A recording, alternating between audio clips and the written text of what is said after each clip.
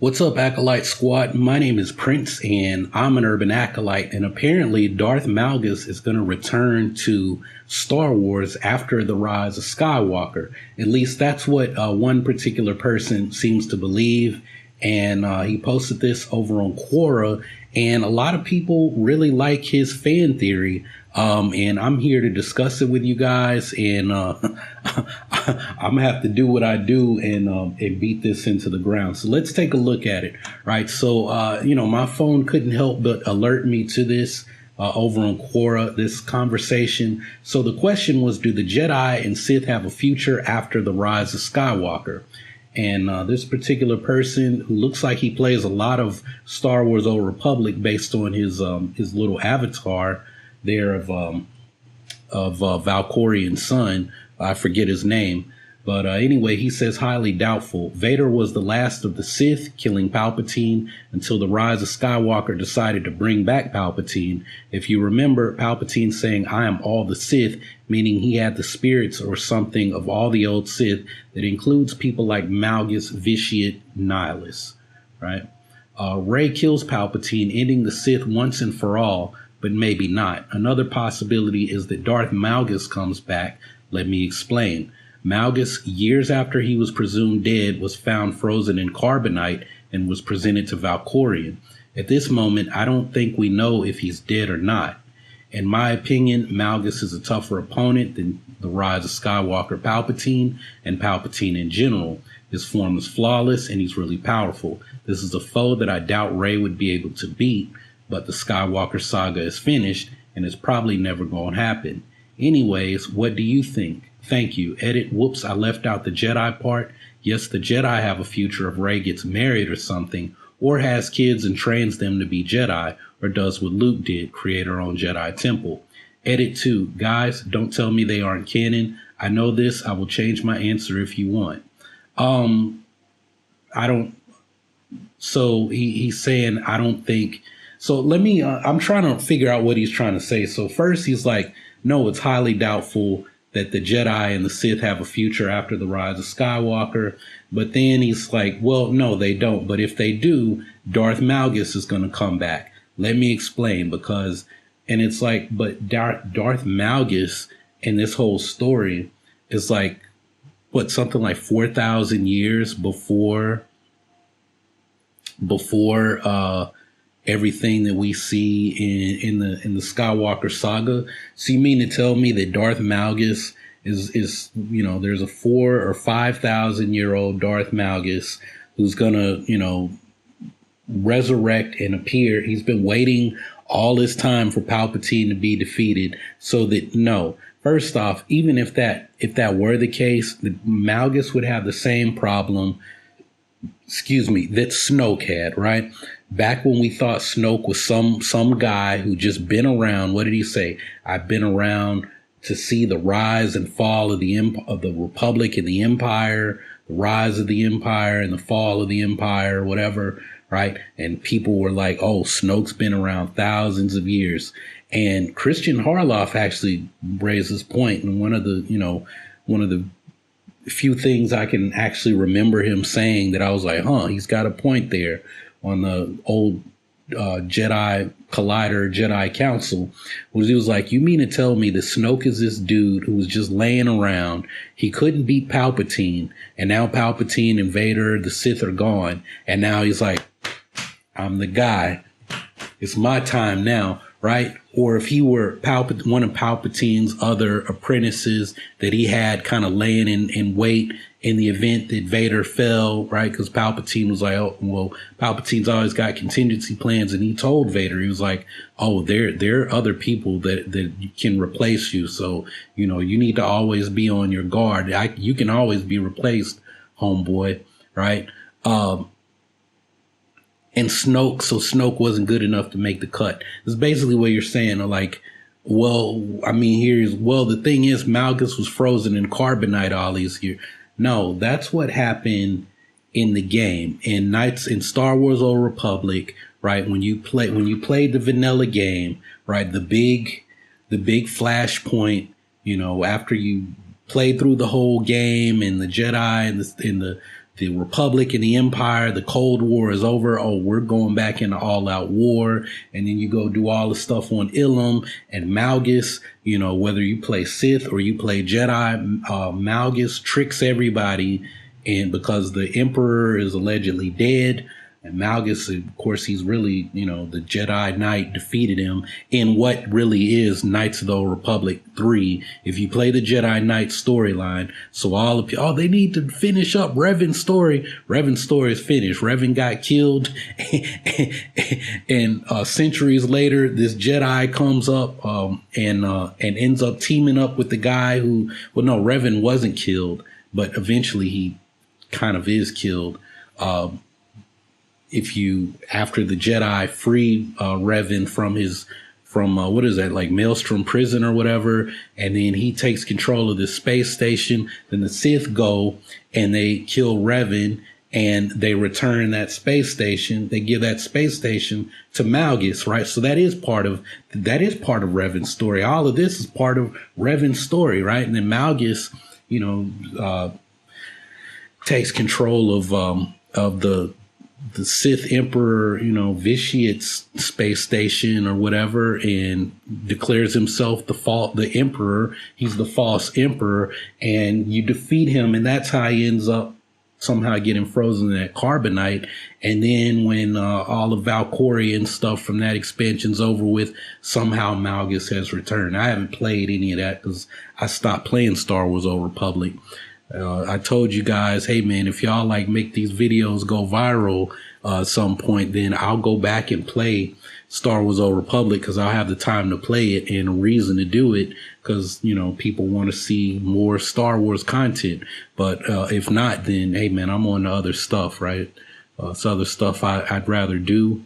You know, I got to get back to my fitness business and getting y'all in fit to fight, right? Fit like the superheroes in the Jedi or whatever it is you like, right? And that's really what I prefer. And I got other stuff I'm trying to do here in Thailand, right? On the martial arts stuff. So, you know, me becoming a Sifu is much more important as far as my time than playing Star Wars Old Republic. But, you know, if I'm getting paid to do it, that's a different thing. Then it's work, right? But I don't see this happening. Even where he was like, you know, when Palpatine says, I am all the Sith, meaning he had the spirits of something of all the old Sith. That's something that happens in the Sith Inquisitor storyline in Star Wars Old Republic. So, I mean, you keep saying, I know this isn't canon, but it's like, bro, you're like confusing Star Wars Old Republic with Star Wars, the story, the canon story. The video game's not canon. It's BioWare's story. Revan might be canon. Some of the things in the game, Tython, you know, Calicori Village, those things can inspire stuff in the canon story. Maybe we will get a Darth Malgus, right? And we find out some kind of way that he was a predecessor to Vader, right? But I don't see Malgus being, you said, you know, Malgus is a tougher opponent than Palpatine. Because Malgus looks cool, but the whole purpose of Malgus is just, this is the new Vader for this game, right? The game looks like the Clone Wars, right? It looks like something out of the Clone Wars, even though it was thousands of years before, you know, the stuff that we see in the prequels. That's the problem with the BioWare games and that story is that when you look at it, the game came out around the time in the middle of the prequels, after Attack of the Clones, before Revenge of the Sith.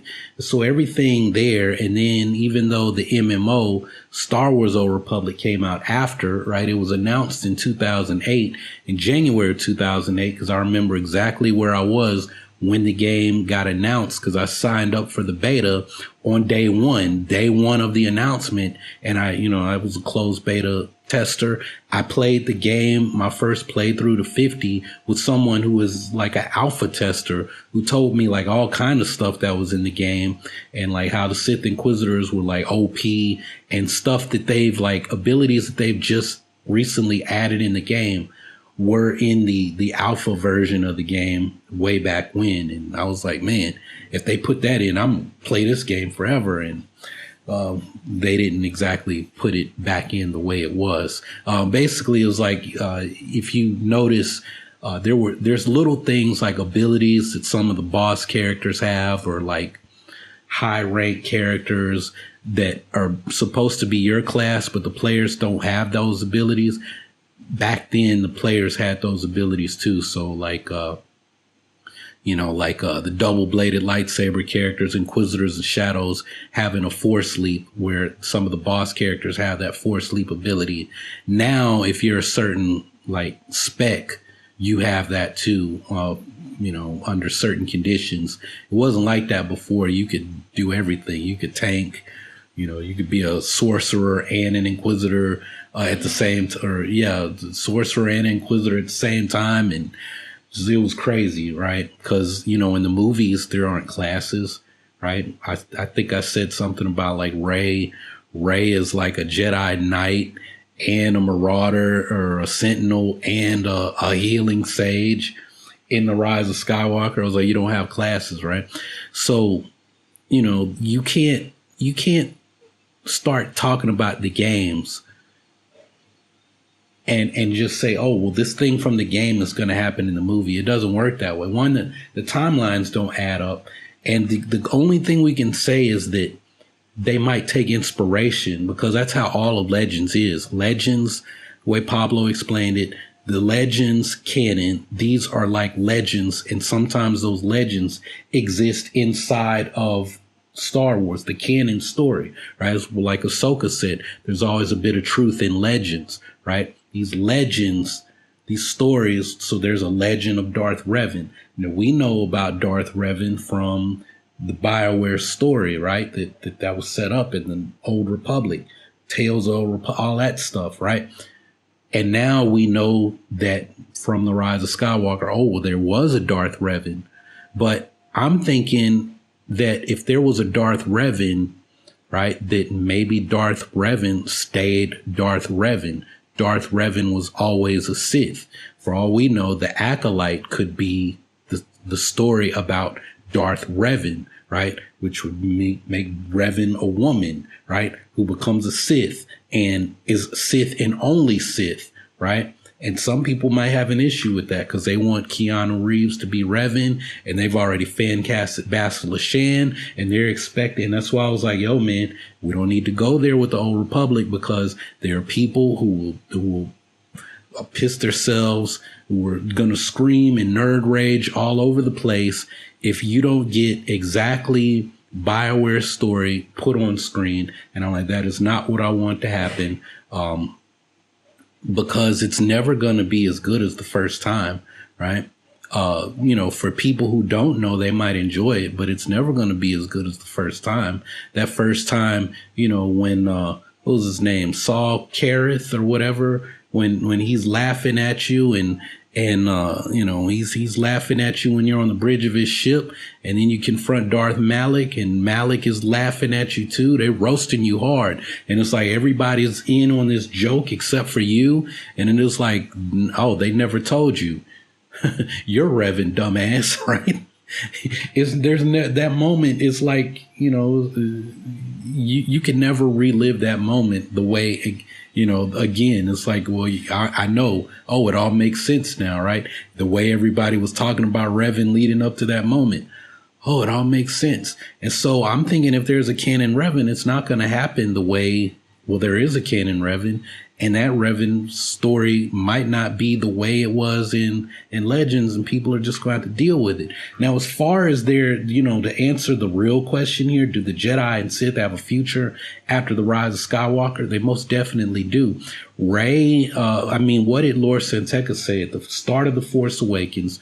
Without the Jedi, there can be no balance, right? And then Luke is pushing against that idea that no, the Jedi aren't necessary for there to have balance. You just need good people with the power and the ability to step up. And then Yoda comes in and says, and because the Jedi always fail, they always do something and mess everything up.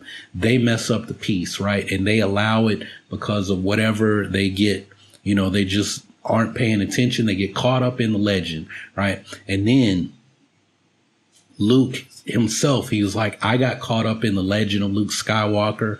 I'm so great. I'm so awesome. I'm this, I'm that. And my nephew right under my eyes was turning to the dark side. And then what did I do? The thing that I always do. My instinct is to spark my lightsaber and strike them down. And in that one moment where my instinct took over, he woke up and he saw me.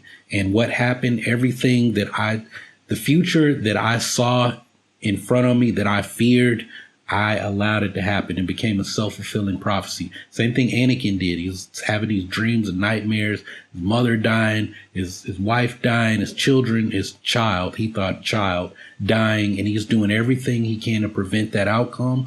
That's why Yoda, was very against premonitions and the prophecies. That's why when we learn in both, not Fallen Order, but Lost Jedi or whatever the Count Dooku book is. And then that story kind of continues in Master and Apprentice, right? While the Jedi were very against the premonitions and the Force mystics were seeing those prophecies. And because it's like when you start seeing the future, it starts turning you to the dark side, right? Either your fears take over or your desire to control the future, right? It's an attachment to a certain outcome. Instead of just being in the moment, you're focused on this thing that hasn't happened yet, right? That's a big lesson that I feel like a lot of people in the fandom just don't get. That's one of the reasons I'm like, you need to, if you really want to talk about this story and understand it, you need to meditate and you need to learn, like, mindfulness is not just a buzzword, but what mindfulness actually is. Dave Filoni says it's being in the moment, right? If you're thinking about this thing that hasn't happened, or you're thinking about this thing that already happened a long time ago, but you're only seeing it from a certain point of view, that's not being mindful. Well, I'm being mindful about my past mistakes. Well, then you're getting attached to even the fact that you call it a mistake, right? You're attached to a certain outcome from a certain point of view. It's not a mistake. It's just a decision, right? And it had a certain outcome, right? That outcome might not have been necessarily good for you, but maybe it was good for someone else. The things you do, they carry over, they affect and impact other people. And that was the issue that Luke Skywalker had, was he was like, what the Jedi do, when we make a mistake, it affects and impacts other people, right? Now, Rey's got to carry that forward, right? Yoda was like, right now, your mission, our biggest importance as far as the Jedi, you've had your time, I had my time, now it's her time, right? And we've got to ensure that she does not fail, right? Because she carries the future of the Jedi Order with her, right? Now, Yoda was kind of being, tongue in cheek, because Rey literally was carrying, the Jedi text, which, Luke didn't know, right? And and now she's a Palpatine. It's up to her to defeat Palpatine, right? As Darth Plagueis the Wise, told a young Sheev Palpatine, who was his apprentice, right? The Force always balances itself, right? So Palpatine doing all of these things, he's trying to create a dyad in the Force. This is this huge Sith secret. The key to unlocking ultimate power is, right there in front of them. The rule of two, one to wield the power, another to crave it, right? But in the process, you become equals. But to unlock it, your apprentice has got to be the bait to help you unlock it, but you've got to have ultimate trust between each other. And in the end, it's not master and apprentice. You become a dyad in the Force. You were equals, right? And the only power relationship there is a mental one, because in the Force, I'm guessing they're both equal, right? Unless one has the upper hand mentally, right?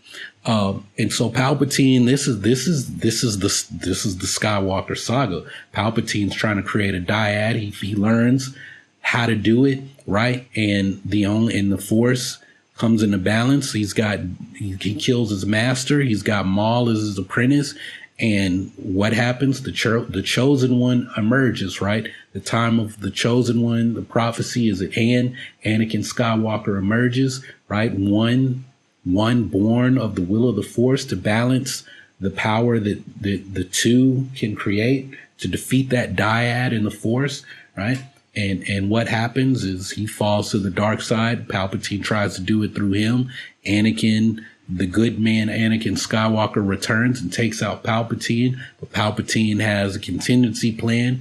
He resurrects himself there on, or doesn't really resurrect because he doesn't die, but he transfers his essence into his clone host that he's been planning and preparing for before Anakin even comes to Coruscant. I think he started working on everything there on Exegol 30 years before. Well, no, it wouldn't have been. Let me think about that. 30 years before. So I think right when he was granted emergency powers and became Chancellor is when he went there to Jakku and started preparing everything. And then, so it wouldn't have been 30 years because then he needed Thrawn to help him locate Exegol, which is why I keep saying everybody throwing Thrawn in the story. I'm like, Thrawn, why would the Empire need Thrawn, and why would Thrawn need the Empire?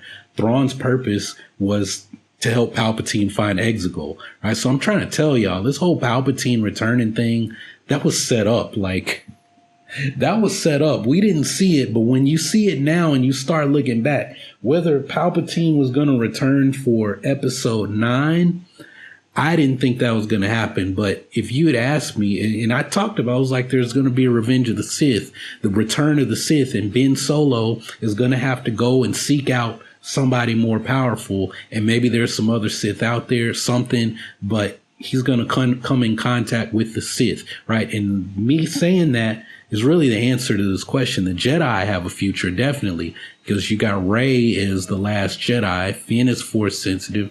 You've got other Force sensitive people out there. You've got Karnuk Sin, who's looking for Skywalker, that last name. He's looking for a Jedi named Skywalker to help rebuild the Jedi Order. And I think by now he knows who Luke is, but he doesn't know where Luke is because his story ended before The Force Awakens. In some kind of way, he'll find out about the legend of Luke Skywalker standing up to the First Order armed with a laser sword. And then he vanished, like nothing. And, and then what happens next? The war's over and Rey Skywalker is Luke's apprentice and Leia's apprentice. And is she Luke's daughter? Who is she? Where does she come from? Is she another Skywalker? Who knows, maybe that's a popular name, or maybe they learn about, the Skywalker name as far as what it means to the Chiss ascendancy is, that's what they call all their Force sensitives. They're all Skywalkers, right? In the latest Thrawn book that I've started listening to, he's like, oh yeah, we need a Skywalker. Like he just flat out says it. But this is before Thrawn makes, this is when Thrawn is, like a, Thrawn ain't even Thrawn yet. He's, what is it? Veron, right? Because Thrawn wasn't his real name until he joined the House of Myth, right? The Myth family. And then that's when his name became Mithron Nuriadu, right? I'm dropping all kinds of Star Wars stuff on y'all while sipping tea, right? So even what I said about this is when I first saw this and I thought I was like, I should reply to this, but it'd make a better video. All you need is somebody like Karnuk Sin to come around. As a matter of fact, when I first saw the Force Collector book, I thought maybe this would be the story about whoever's going to, like Matt Smith's character that we kept hearing about. He's going to be Palpatine's apprentice, or he's going to be a Sith Lord, something like that. I thought the idea that this kid has the Force and is going out, there's no Jedi to teach him. So he's going out collecting relics and he comes across some dark side relic, a Sith holocron, something. That's really all you need.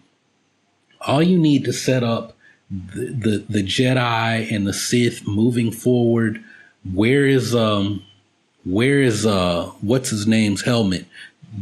Darth Momin. Darth Momin's helmet can possess people. What if what if somebody who actually has the Force finds Momin's helmet and it starts speaking to them about, oh, well, you need to rebuild the Sith Order and we got to crush the Jedi. And this is the history. You're Sith, right? And this is what you come from. These are your people.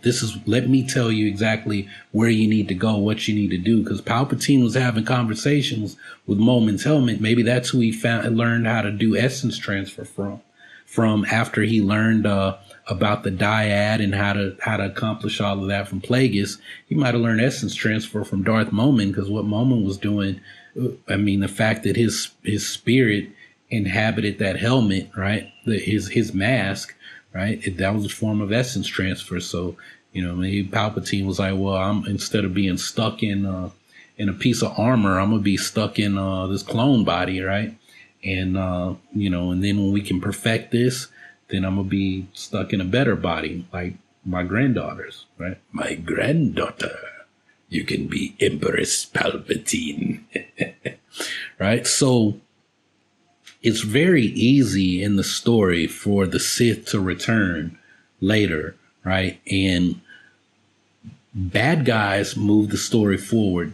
Being a hero is kind of reactive, like you're doing your own thing, but even with the hero's journey, right? There's the call to adventure. You don't just, I'm a hero and I'm doing heroic things, right? The people who do that, they always end up becoming villains. There was this German superhero movie on Netflix I was watching where these people, they all thought they were like schizophrenic and they were seeing these psychiatrists, right? And the psychiatrists were actually giving them these drugs to suppress their superpowers, right? And because the powers were being repressed, it would be expressed as you had psychological issues, right? Because you're literally repressing a part of your identity, right? It's being repressed. That's kind of a Sigmund Freud type thing, when you repress these desires and these inner urges, right? Suppressing part of the ego. I think the id takes over or something. I don't know. I haven't had a psychology class in 20 years, over 20 years. So if you're one of the psychology people, you can correct me and freestyle all over that one. But you get the idea, right? That when you try to suppress something, it always ends up coming to the surface, and maybe not the way you want it to. Kind of like a zit, right? You got something under pressure, your immune system's trying to suppress it and ends up coming to the surface, not in a way you necessarily like it to, right? Unless you're Dr. Pimple Popper and you get paid to do that kind of thing, right? But so in this movie, there's the people. There's one lady, she's a waitress. She's like the lead character, and she's got super strength, right? She's like Jessica Jones in the Netflix series, not in the comic books. I think she's impervious too. I don't think Jessica Jones is in the Netflix because I think she can be shot. Actually, I should say she's more like Luke Cage because Luke Cage is strong and he's, bulletproof, right? So this lady's like Luke Cage, and but she's still small and tiny, but now she's super strong because she decided to not take her meds for a week and then found out she's got these powers. And then there's this other kid, and I think they work together, and he's like literally jerking off their pictures and stuff. And then he finds out that he's got superpowers too. He's had them this whole time, like electric powers or something. So first thing he's like, oh, well, you're with your ordinary husband. Me and you need to be together, right? We can be a crime fighting couple, right? But he wanted to be a hero and he ends up becoming a villain because it's like, oh, well, let's go fight bad guys. Like and it's like, well, if there aren't bad guys, then I'm going to make somebody be a bad guy. And it's like, at first, because they're struggling. She's like, oh, well, you mean I can just walk up to an ATM machine and rip out the machine and take the money and get us out of debt. And but then she was like, I can't just go around taking things just because I have this power. Right. I mean, think about it. If you had the Force and you could force choke somebody, I'm not even going to go where I was going with that, because I was about to say something about some politicians that I don't like back in the U.S., but you know what? I'm not there. Well, I mean, just think about it. Like, you're in traffic and somebody cuts you off, and if you could just, maybe force choke them, push their car off the side of a bridge. You that girl you're trying to holler at, you could just, every now and then, but after a while you'd be like, you know what, this gets old. I want to work. But somebody is going to be like, you know what, I can just take anything I want. I can do whatever I want, right? Grab them by the, y'all know where I'm going with that one. If that person who says that, if what I just said offended you, then I mean, you probably shouldn't be watching me anyway. But when you got the Force, you can grab them you can French kiss them, you can do whatever you want. That's how you become a villain, right? When you start to misuse your powers, right? So all I'm saying is that it's very easy for the Sith to come back. The Jedi are already there. It's just a matter of when is Rey going to rebuild the Order? Maybe it's not Rey. Maybe Finn picks up the books and Rey is like, I'm done with all this Jedi stuff. The fans don't even like me. Many of them do, but there's a vocal group of fans who don't like Rey. I'm pretty sure there's going to be hell yeah, Prince, I hate Rey, right? Fuck you. Rey is just a character. Why would you hate a character, right? The fact that if you have that strong of a reaction to a character, then that means she's a good character, right? Because she drew that reaction out of you. Just because you don't like her doesn't mean she's a bad character, right? It's just a character in a movie and some books, right? Like, don't like, doesn't matter. What's the story and what are the lessons you can learn from Rey's journey? That's what's important for me, right? But some people are immature and they think that Daisy Ridley is actually Rey and that she's getting on she's not even like reading a script. That's like what she's really doing. Like, they literally dropped her into the world of Star Wars and gave her the Force and a lightsaber and she's interacting and doing, her thing, just like, oh, John Boyega, all you can do is scream Rey and sweat all over. It's like, no, that's the script. That's the story. John Boyega has nothing to do with that. The person, right? That's the character. And he's just doing what the directors and the writers are telling him to do, right? So, if you're one of those people who you don't know reality from fiction, you shouldn't be watching my videos because I'm going to hurt your feelings and I'm going to laugh while I do it. And in person, I just give you the Biden treatment. I don't mean Biden, whatever, conservative people. I mean, when Sarah Palin was debating Biden and every time she said something, he just he just laughed at her the entire time. Go back and watch that debate because a lot of people have short-term memories, but I never forgot that Sarah Palin was supposed to debate Biden, and every time she talked, like, Biden just laughed through the entire debate. Like, he literally just laughed at her. He didn't say anything. He just laughed at her. Like, I don't know if I was in a debate with somebody and every time I started talking, they just start laughing. That would make me wish I had the Force. Right. Right. That kind of thing. So it's very easy for the Sith to return. The Sith are a response to the Jedi, right? If it's not the Sith, it's somebody, right? The Sith, they don't have to do the Bane thing anymore. There can be many Sith, there can be many Jedi. That would be a cool thing to see the Sith Order rebuild itself right alongside the Jedi Order rebuilding itself. I think that would make for a dope story post the rise of Skywalker, right? The sky's the limit. Everything's wide open. Whether you love the sequel saga or you hated it, it doesn't matter. It's all said and done and over with. And now it's like we've hit the reset button on Star Wars, and I really hope that Patty Jenkins' Rogue Squadron movie is not set during the 30-year gap between Return of the Jedi and The Force Awakens.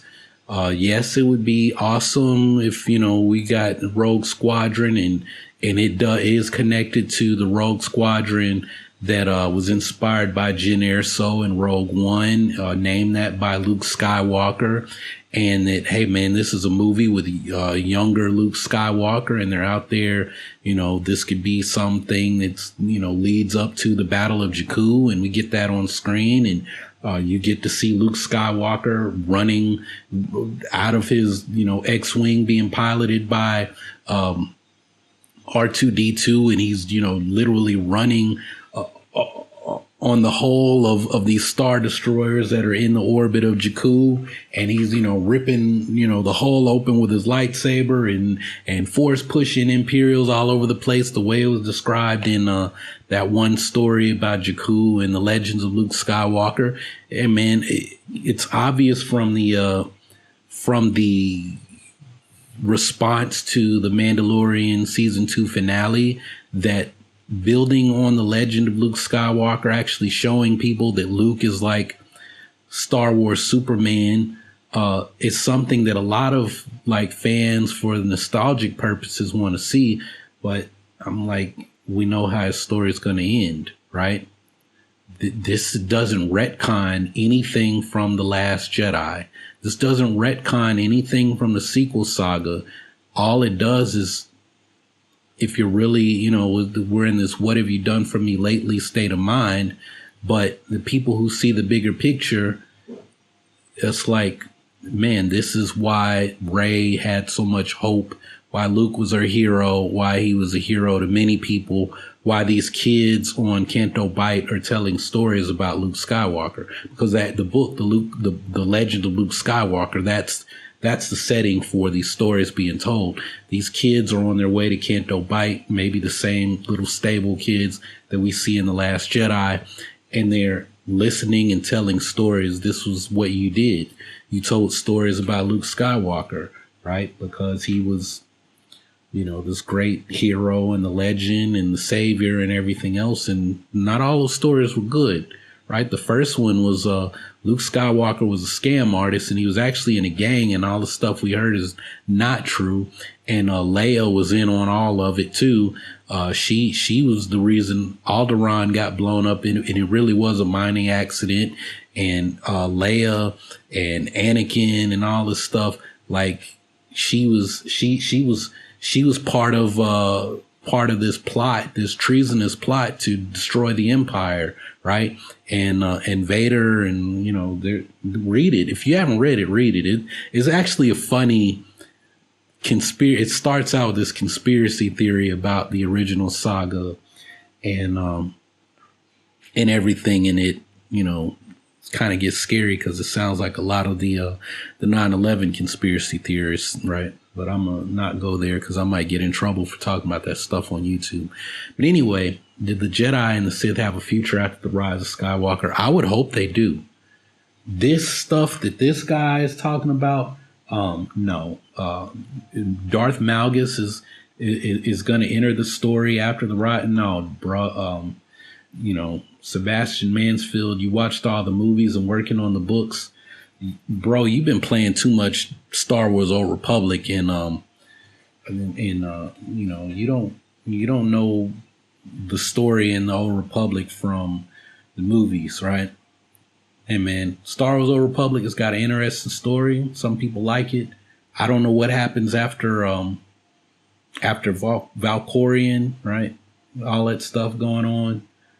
Maybe I'll find out one day. I'm sure I can watch YouTube videos, but I don't want to do that.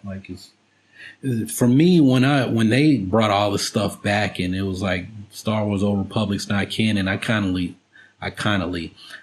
of lost interest in the game.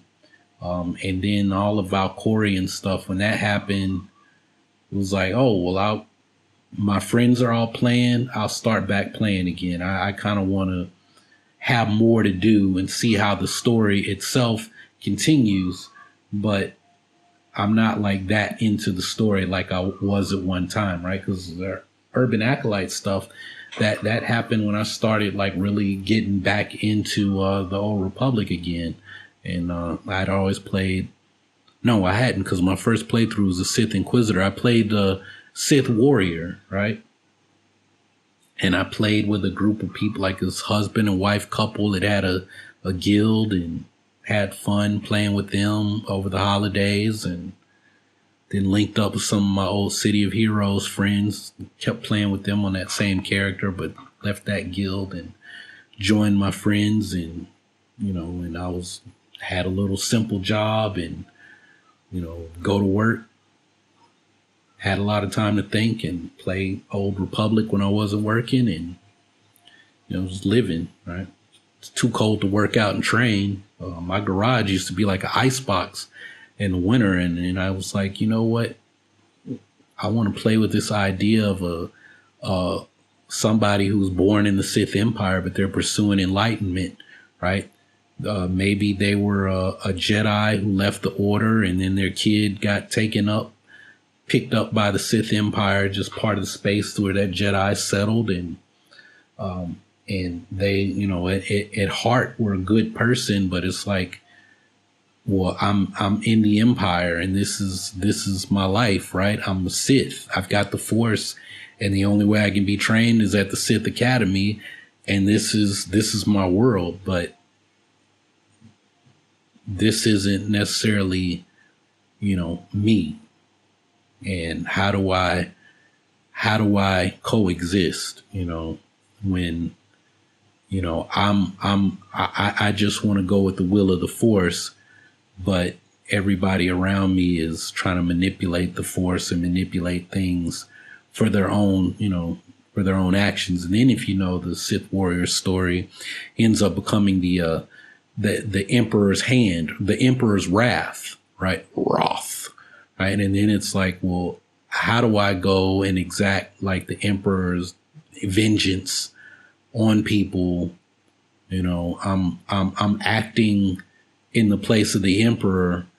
How does that work? So there was really a lot, and like my whole approach to that character, that I really wish I had, like, I don't know. I think Swotorista kind of does like these RP type videos, playthrough, and it's like, this is this character's motivation and everything. That would have been an interesting thing if I had done that, but I wasn't really on YouTube. Well, I was on YouTube like that, but not for Star Wars. I actually one of my first channels was supposed to be a SWOTOR playthrough channel when the game first came out, but trying to record stuff in Fraps, and then I was using like Sony Vegas. It took me so long to edit videos, and the way I was trying to do them was just That's why my SWOTOR series, you quit on them. The videos took too long. It took too long to make them, right? And at the rate you got to spit them out, it's trouble I'm having with my Final Fantasy videos. It take too long to make. That's why I'm probably just gonna. And the thing that sucks now is I record them on YouTube Live and then download them later and edit them. And I'm thinking when I finally get caught up or get to a reasonable spot, I'm probably just gonna play Final Fantasy on Twitch, and then download, and that way people can watch it live, and then later I'll cut out the fluff, and that way I just edit it once, and I'm already there reacting, because sometimes it's better when the reaction is live, like the first time. Like I'm kind of upset about that now, is Final Fantasy videos. I'm going to be reacting to stuff, but it's not like raw. Like I've seen it before. It's like almost like when I go back, all the content I've got to edit and post, it's like, oh yeah, that did happen. Like it's reminding myself, because I know some things are coming in Shadowbringers that are like, oh, this thing here is going to come back in Shadowbringers. But there's like one part at the end of A Realm Reborn where, you know, people are like, oh, I got to see your live reaction. It's like, bruh, I played that. If you're in the Final Fantasy 14 and you know what I'm talking about, it's like, well, when I finally get that video posted, it's like I watched this back in July, early August, and I mean, here it is, December. I still am not anywhere close to editing that particular video. So it might be March for real, it might be March by the time I get it. And that's if I start working on that channel now. Those videos, it could be March unless I find some kind of way to start getting out like 4 or 5 videos edited, like 4, 5, 6 videos edited in a week. Who knows? But anyway, I'm not even talking about Star Wars at this point. I'm like talking about my other channels and projects and stuff. So, big story, big takeaway. Do the Jedi and the Sith have a future after the rise of Skywalker? I hope they do. I hope that there is a story that comes after this. Like, you're just going to stop. Oh, the rise of Skywalker ended, the First Order, the Final Order, Palpatine's gone. The end. Everyone lives happily ever after. That's not how it works. You had a story after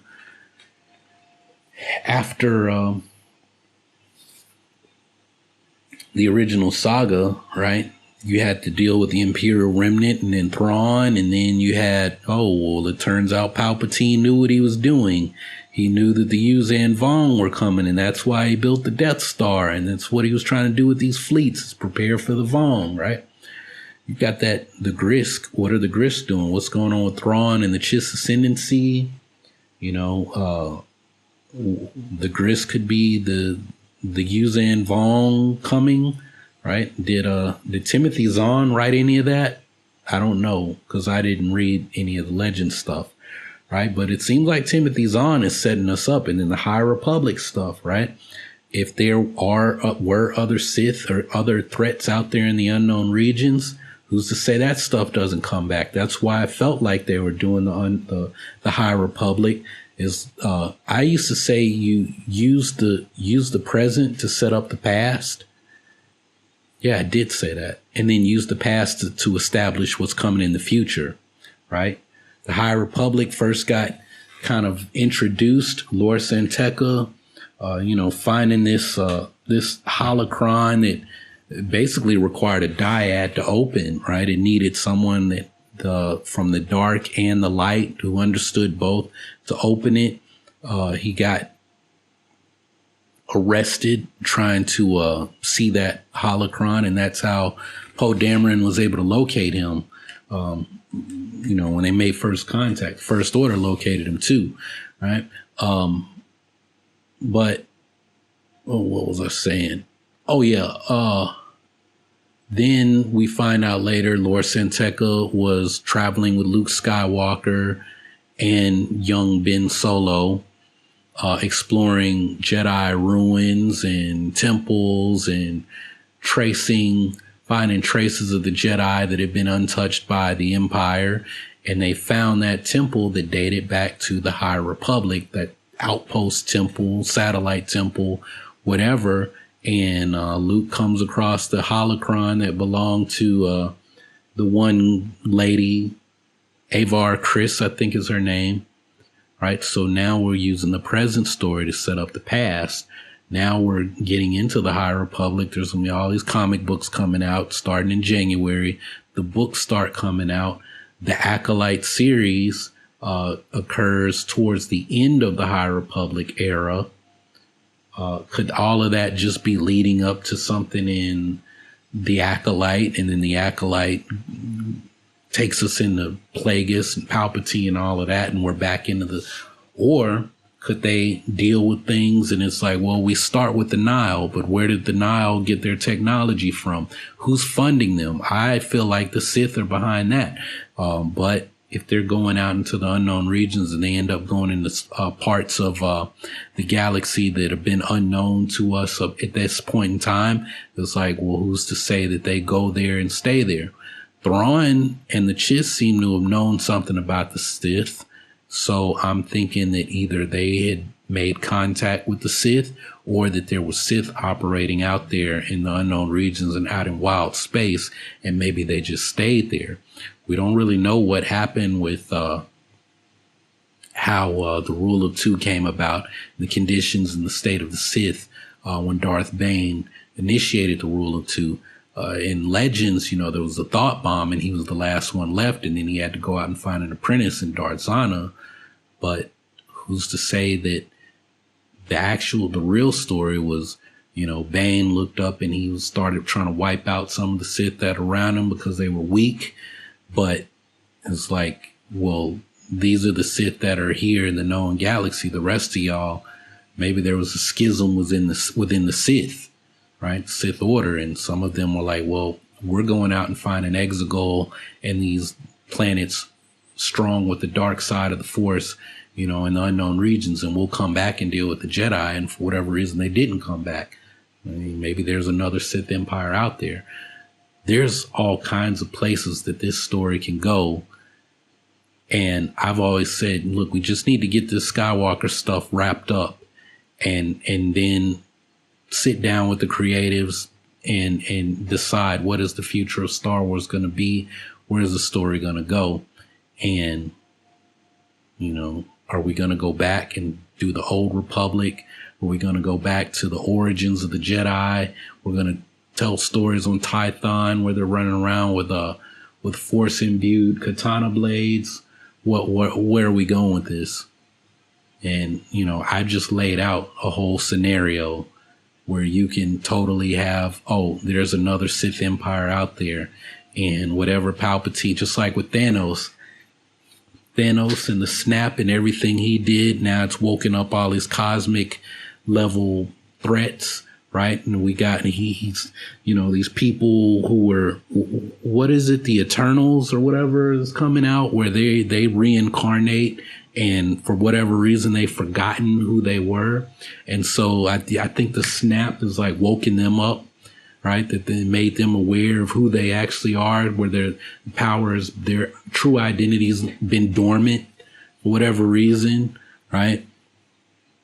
And maybe the snap is like triggered, mutations and caused the X gene or whatever to, people to become aware of the X gene. So now you got mutants popping up. Who knows? Same thing with Palpatine. What he did there on Exegol could have alerted, I am all the Sith, right? I don't think he literally was all the Sith, but he's the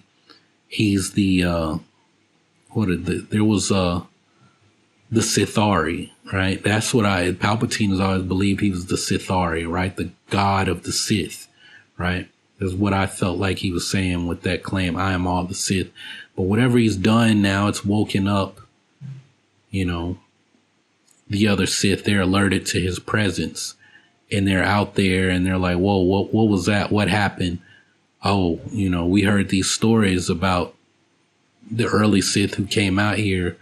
Maybe it's time for us to find out what else is out there, besides just our empire, right? And that's like an idea. What I'm saying is this could borrow from SWTOR, and there's like something like what Valkorion had. What was his empire called? Like Vitiate had this whole other empire, and they all had you had force sensitive knights all over the place running around with lightsabers. What was that place called? I forgot.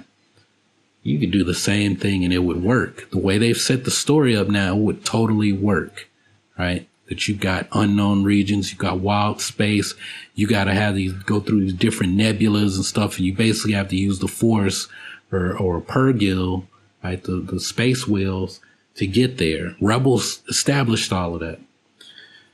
There's so many places, so many ways this story can go. You just need somebody that's creative enough to do it, and a good team of people to tell the stories. And you got to take the time to sit down and wrestle with the questions that they didn't wrestle with making the sequel saga, right? Because maybe it was time, money, You know, not knowing, is this actually going to work? I don't know. I'm not going to speculate on that because I wasn't there to have those conversations. I wasn't present there. And I mean, at the end of the day, I really don't care. All that matters, right, is that what they did worked. Whether you liked it or not, it worked. You wouldn't have The Mandalorian without The Rise of Skywalker, The Force Awakens, The Last Jedi. You wouldn't have Grogu without Rey. I mean, whether you like that or not, you're just going to have to deal with it. That it is what it is. And that's where I'm going to leave. I'm going to leave you guys with that thought, right? Because I kind of want something to eat now. I've been talking for 55 minutes. So thanks for coming to my TED Talk.